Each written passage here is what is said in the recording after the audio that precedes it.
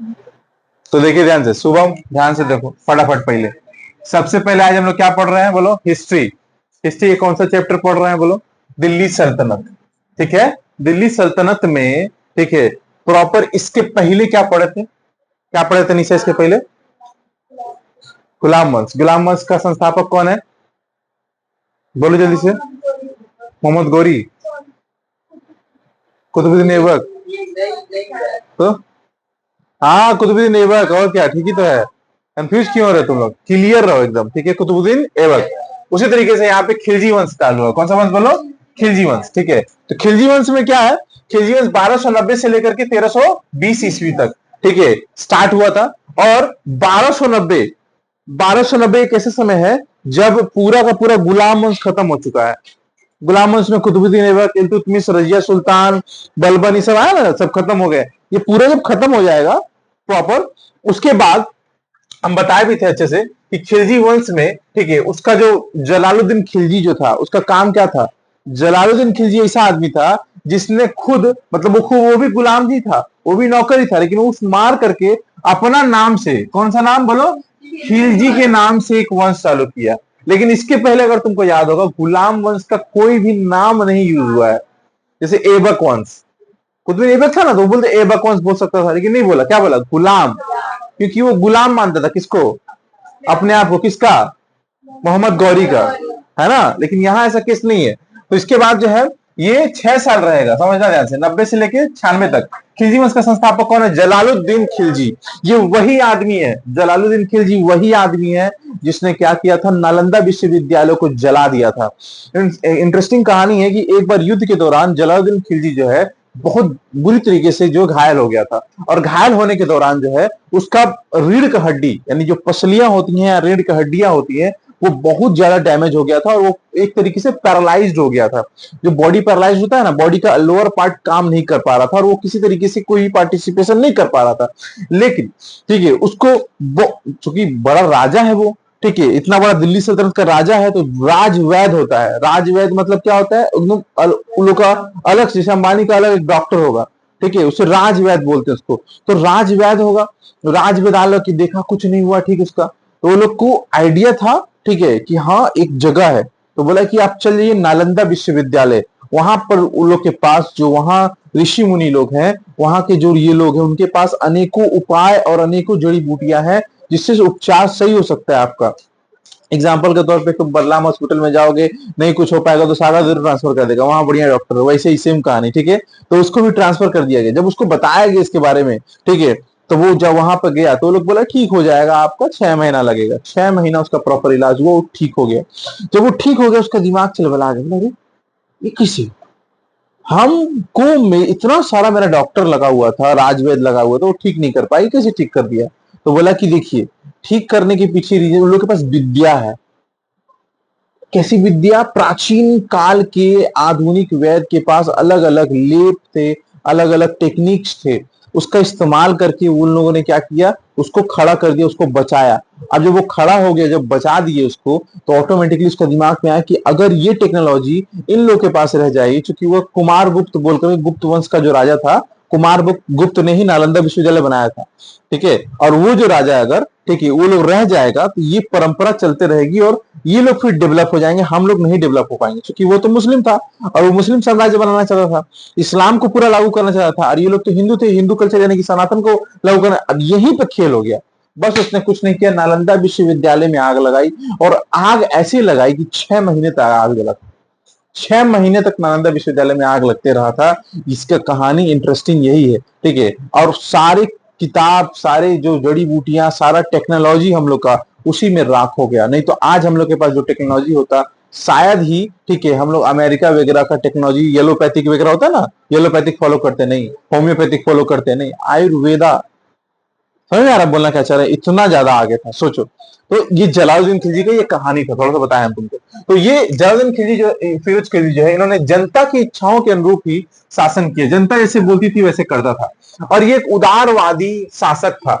इन्होंने दक्षिण भारत विजय के लिए, ठीक है ना, अपने भतीजे, दामाद, अब एंट्री होता है, ठीक है, रणवीर सिंह का, ठीक है, तुम लोग देखोगे जाकर फिल्म जो पद्मावत में पूरा दिखाएगा, ठीक है, ये है दामाद, तो पहले वो भतीजा था, बाद में उसी की बेटी से शादी कर लेता, तो ये लोग में थोड़ा जो है ये सब थोड़ा चलता है, ठीक है। तो अलाउद्दीन खिलजी जो है को भेजा, समझ लेना ध्यान से।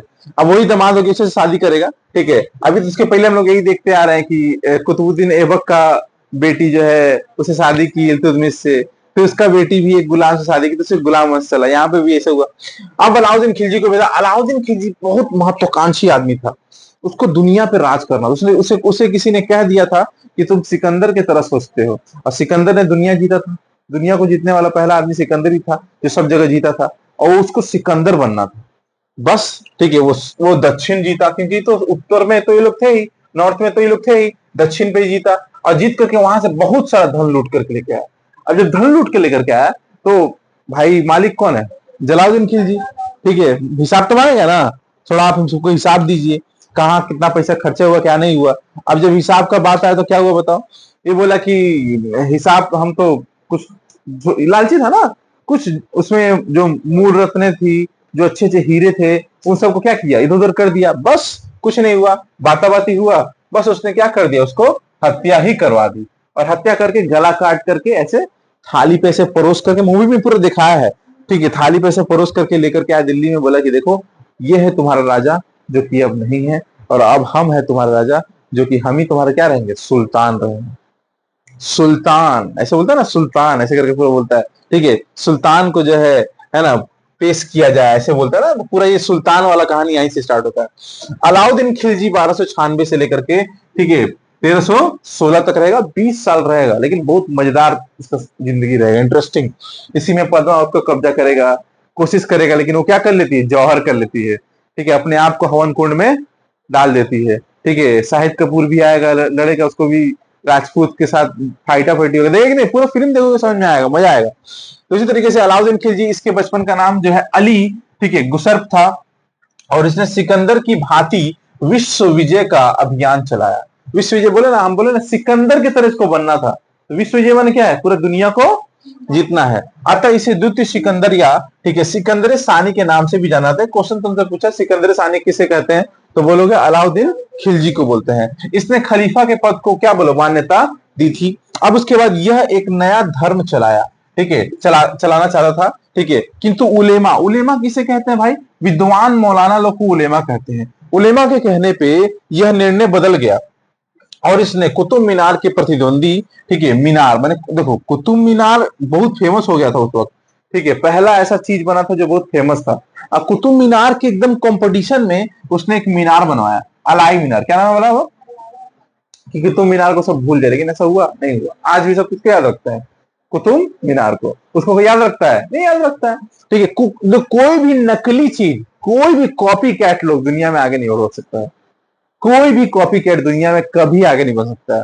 तुम इस कुछ ऐसा कुछ किए जिंदगी में, ठीक है, जो बहुत यूनिक है, लेकिन तुम्ही को कोई कॉपी करके सोचेगा तुम्हारी तरह बन जाए, तो नहीं हो सकता है। दूसरा ना शाहरुख खान हो सकता है, ना दूसरा अक्षय कुमार हो सकता है, ना दूसरा सनी देओल हो सकता है, हो सकता है, ठीक है। उसी का भाई नहीं हो पाया, देखो बॉबी देओल हो पाया उसी का भाई नहीं, कॉपी कभी जिंदगी में नहीं चलता है, ठीक है। तुमको कुछ करना ऐसा करो जो कोई नहीं बोले, हमेशा बोलते कर दिखाओ कुछ ऐसा कि दुनिया बनना चाहे तुम्हारे जैसा, ठीक है, हमेशा याद रखोगे बात, ठीक है।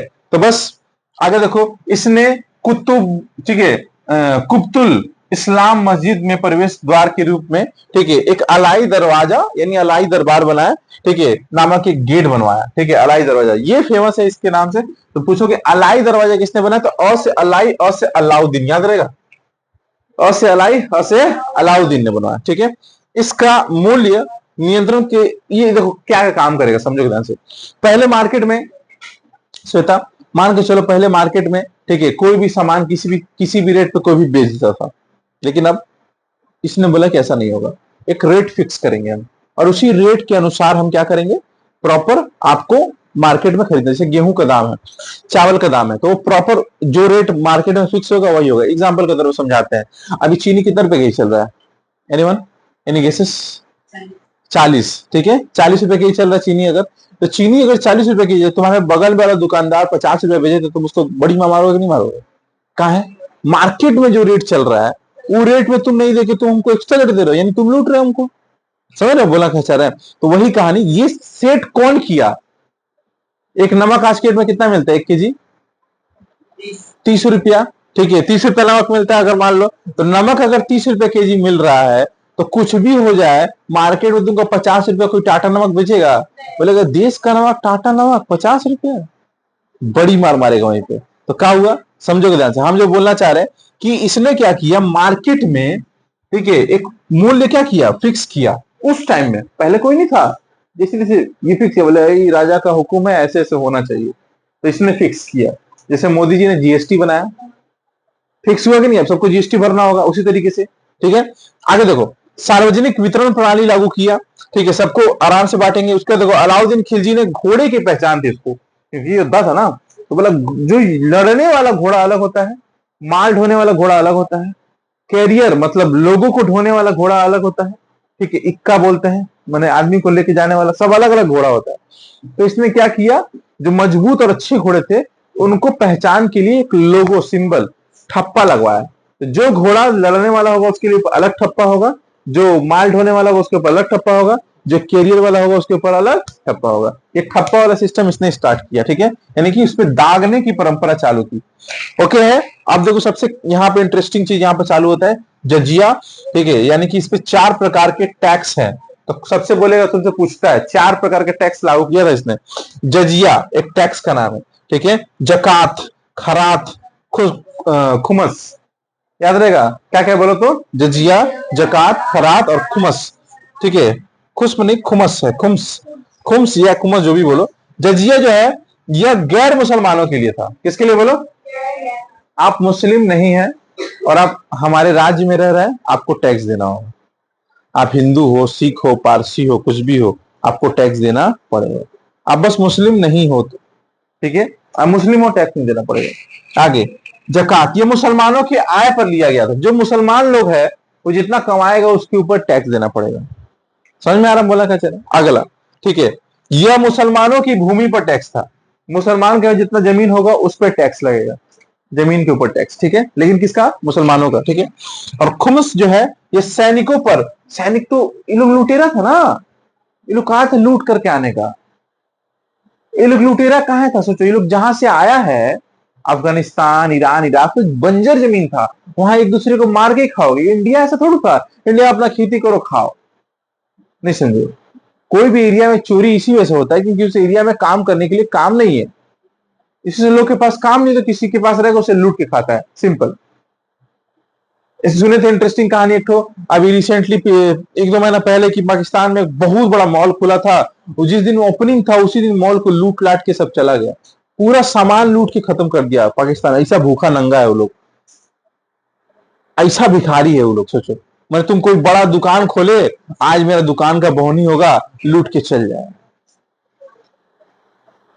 नहीं समझे, समझ में आया बोला। मतलब तुम्हारे एरिया में एक तो मस्त एकदम ट्रेंड्स का एक दुकान खुला, दुकान इन द सेंस मॉल खुला, अगला ही दिन यानी अगला ही पल जिस दिन दुकान खोला, ओपनिंग था, उसी दिन सब लूट पाट के सब आया, डकैत लोग, चूर चार एकदम लूट लाट करके भाग गया, खत्म। कोई कोट पहन के भाग रहा है, कोई साड़ी उठा के भाग रहा है, हुआ था ना बांग्लादेश में, देखे थे ना, ठीक है। क्या हुआ था, शेख हसीना का साड़ी लेकर के जा रहा था माथा पे, बोले अरे मुझे की अच्छे शेख हसीना साड़ी, ठीक है, তাহলে কে দিব, तो वो क्या बोला था उसको, আমার বউ की দিব, ठीक है। सोचो, समझ रहे हो ना क्या क्या मेंटेलिटी था, ठीक है। थोड़ा सा बंगला खराब है मेरा, ठीक मैनेज करना तुम लोग, ठीक है ना। उसके बाद देखो, चारा घर पे चार चार चरी लगता था, मकान पे क्या घरी लगता था, ठीक है, घर से घरी और चारा से चरी, ठीक है। टैक्स का नाम है, सबसे इंपॉर्टेंट याद रखना, जजिया टैक्स किस पे लगता था बोलो, गैर मुसलमानों पे, और बहुत बार पूछा हुआ टैक्स है जजिया टैक्स, और किसने लगाया था, अलाउद्दीन खिलजी। अगला एपिसोड जारी रखने के लिए, ठीक है, ऐसे ही क्या करने रहिए, ठीक है, लाइक कीजिए, सब्सक्राइब कीजिए, और क्या कीजिए बोलिए, शेयर से ज्यादा कीजिए, ठीक है। ओके है, चलिए।